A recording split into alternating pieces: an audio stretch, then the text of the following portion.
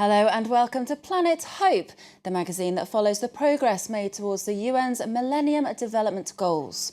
Well, this week we're looking at sustainable development and how Brazil has turned a 60 million tonne mound of rubbish into a way of producing fuel that can heat homes and power cars. Jardim Gramacho was Rio de Janeiro's dumping ground for 34 years, as the capital didn't have a structure for processing its waste. Well, this led to more than 1,500 people, known as catadores, making a living from rifling through the glass, plastic, metal and books for things that they could then sell on. But the decomposing rubbish also leaked toxic waste into the sea and harmful gases into the air. So authorities have now closed the site and are building more than 200 wells to capture the carbon dioxide and methane and pipe it to an energy facility. But it's left the catadores out of work and worried about what they'll do next. It's just before midnight in the suburbs of Rio de Janeiro, and the biggest rubbish tip in Latin America is receiving its final truckload of waste. 15 minutes later, more than 34 years after it opened, the gate closes for good on Jardim Gramacho, a defining moment for one of the most shameful blots on Brazil's environment, but also for the thousands who for years have recycled its waste, the catadores. Just a few days earlier, and the catadores are making their way to work aboard rubbish trucks, their bins at the ready. Thanks to God, this day is one of struggle and victory. We thank God we are healthy, we can work. Slowly, the vehicles grind their way up the 60-meter mountain made entirely of rubbish. At the top, within sight of Rio's wealthy suburbs and the iconic Sugarloaf Mountain, the catadores go to work. Today, there are some 350 on site. Some days have seen as many as 1,700. From plastic to paper and aluminium, they collect anything which can be recycled. And at Gramacho, there's no shortage of work. After all, this has long been Rio's dustbin. 7,000 tons of waste dumped here every day. Geraldo, better known as Bicheiro, is no ordinary catador. He's spent 22 of his 59 years rifling through Rio's rubbish. His most remarkable find, an envelope with $6,000 inside. But times have changed. Look, there's nothing but dirt, only dirt. This is the end, my brother. Only dirt, nothing else. And the latest news isn't good. For more than a year, authorities have been planning to close the dump. Now they've set the date, a week from today. I'm crying. I'm gonna miss it. But unfortunately, what can I do? I'm lucky, I'll get out. A lot of people have died here. No one knows just how many people have died at Gramacho, but scavenging here has always been a risky way to make a living. A dangerous dance between man and machine.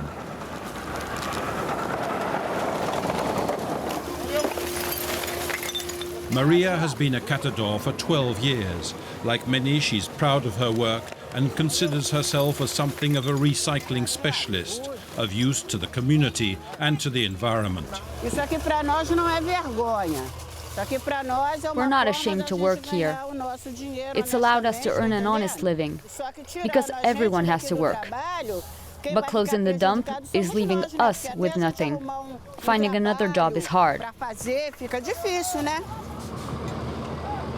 Strange though it may seem, everything here is meticulously organized. When a bin is full, the recyclable material is taken to another area to be stored. This is where Maria is leaving her day's harvest. All this is mine. That and that is mine. If you fill a big bag, 2 big bags like that, it's okay. I'll earn 40 real, 20 per bag. Come on, let's go to work. Maria is upbeat about her job. Catadores can earn as much as 2,000 real a month, the equivalent of 900 euros, 3 times the national minimum salary. Recyclable material is resold to intermediaries or cooperatives such as this one. At the foot of the dump is Jardim Gramacho's recycling centre. Here, plastic, paper and boxes are sorted by hand. It's the brainchild of this man, Tiao, the leader of Brazil's Catadores. He wants the closure of Gramacho to serve as an example for the rest of the country. The end of the Gramacho dump marks the beginning of a new era, one of recycling, of selective collection, of better social and environmental awareness. Recycling will continue in Brazil, but this time in an organized way. People working this way isn't dignified or human. Only the people who work there know just how hard it is.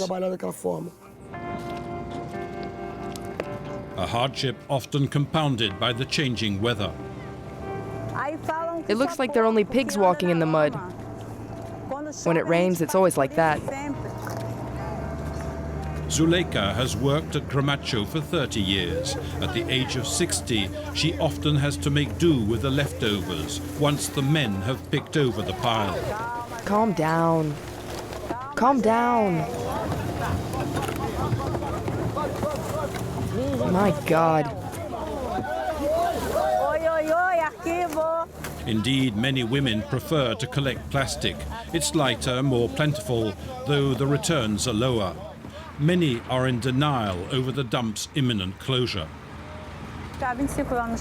25 years ago, an engineer said that one day this would end, but no one believed him. No one. I told him it would. They told me I was crazy. You say the dump will close? You're mad. I thought it would happen, I just didn't know when.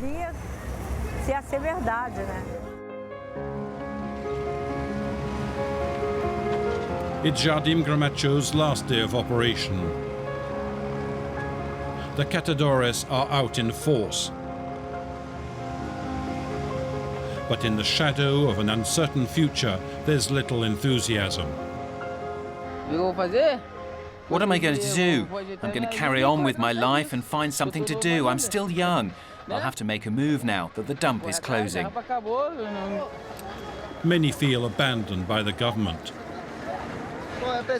For us, this place represents many things. We depend on it. A lot of us have nothing else. It will be difficult to find a job.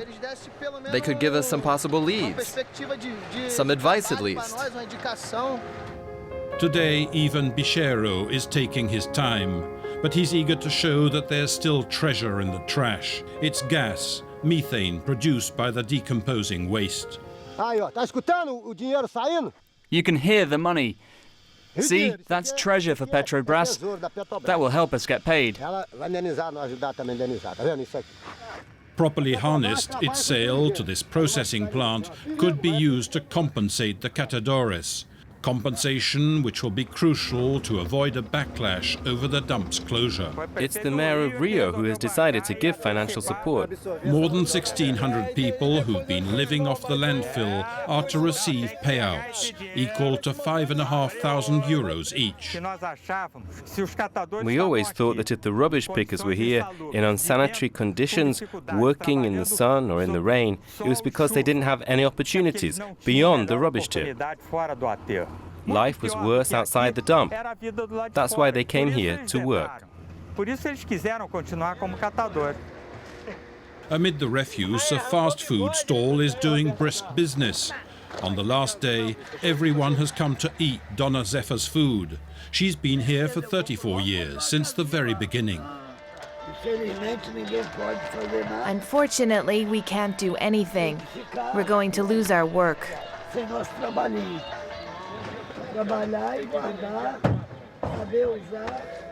I'm sad, that's all. When it comes to recycling, Brazil is still 20 years behind more developed countries. But the informal recycling of waste has offered many people a living. I was here from the start. I saw how it all began. Now I have to leave. I'm sad. I've got tears in my eyes. It's my life, you know.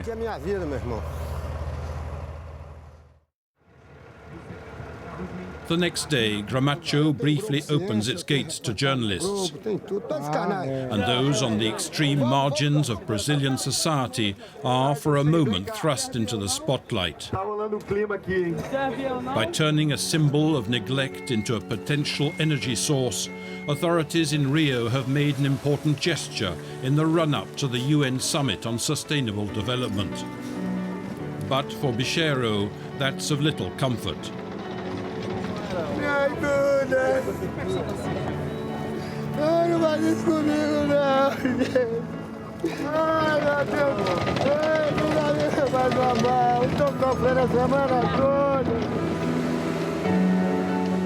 As he says goodbye to Jardim Gramacho, Bicheiro consigns his telephone and watch to the mountain of waste, a parting offering to a place that gave him not just his livelihood, but his very identity. His work here is finally done.